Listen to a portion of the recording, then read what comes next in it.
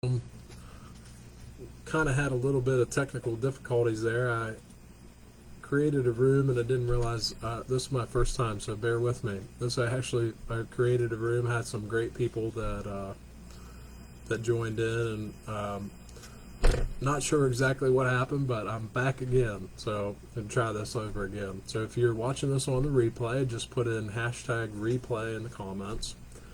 And if it's something that I say resonates with you, just hit the like or the love button. Show a little bit of love, and I'm going to share some great stuff. I'm really excited about it today. I'm really excited about some of the information. I've got so much stuff in my head that I want to share. But the one thing I want to talk about is the one thing that we can change about our partner, or anybody that we're in a relationship for that matter. The one thing we can change about our partner to help to create a more fulfilling relationship.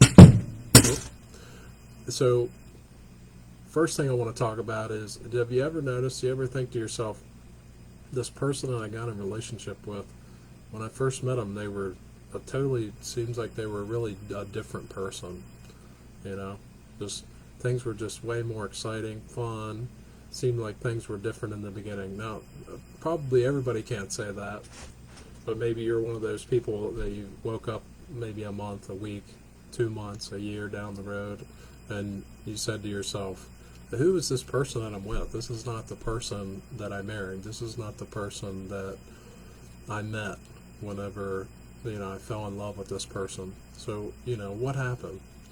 I don't like to focus too much on what happened. What I like to talk about is what we can do differently to change that, to help that, to really get intentional about an outcome, and really get clear on what it is that we want a relationship to look like and what we can do to change that.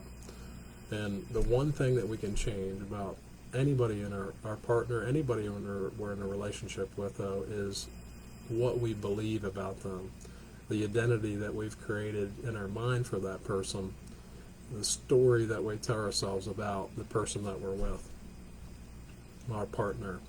Over time, we see somebody in a certain light so many times, and once we think a thought and we accept a thought so many times, it becomes a belief. So maybe you might find yourself thinking, oh, this person that I married, or this person I'm in a relationship, my partner, can be so lazy sometimes. They can really be self-centered. They can really be disrespectful sometimes. Maybe you can relate to that. Maybe you can see them to do something, and you're like, this is not the person that I got with in the beginning. And we start to get a disempowering identity for this person that we're in a relationship with. And we start to speak to that, and we start to think about that. And that becomes our story for this person. Oh, they're just lazy, or they're just selfish. Or one that I hear a lot is, they're narcissistic. That's one that people use a lot for other people, that they're narcissistic. And I would like to say we all can have both of those. We all can have both sides of everything. If you look at somebody at 10 o'clock at night, and they're laying down, you could say that they're lazy, or you could say they're tired because they've been awake all day. It's a matter of really what we believe. And I think if we believe a thought long enough, or we think a thought and we accept it long enough, it becomes a belief.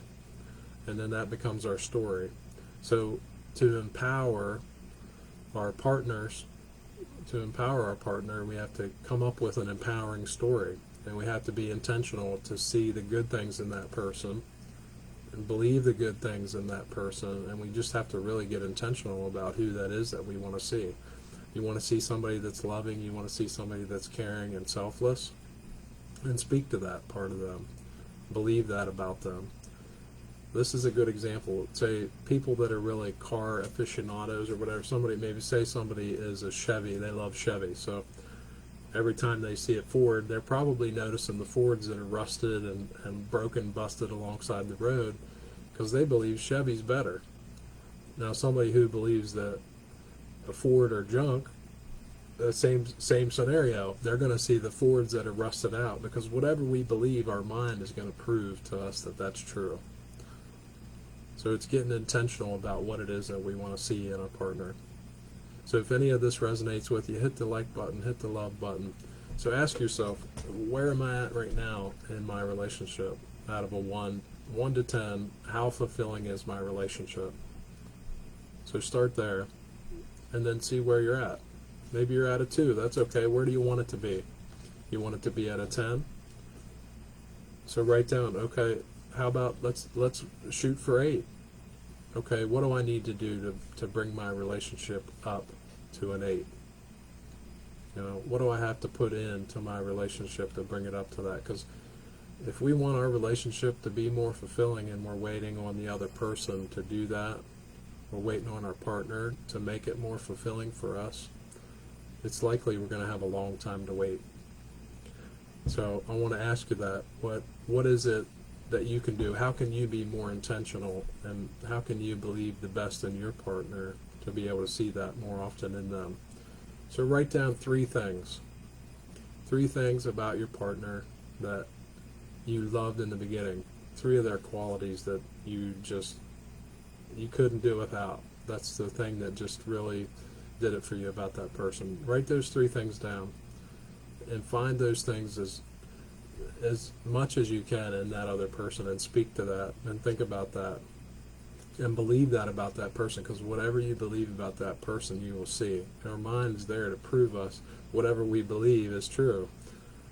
So if we can be intentional about what it is that we want to see in our partner, and we can believe in that, then we can help to cultivate that, speak to that, and be intentional with our thoughts and our actions towards that. If you need any more support on this, or you want to talk anymore, just reach out. Offer a free consultation for anybody who's interested in going further in this. You can reach out. You can send me a PM, a DM. Smoke signal doesn't work unless you're close by. Fax, I don't have one of those, but you can send me a text. My telephone number's on the website, and just look up dating and relationship coaching with Robert Twine, or you can send me a DM here. So I appreciate all of you. If you got something out of this, just hit the like or the love button, send a hashtag replay in the comments, and I appreciate you. Thanks again, and may all your relationships be fun and fulfilling. Thanks again. Take care.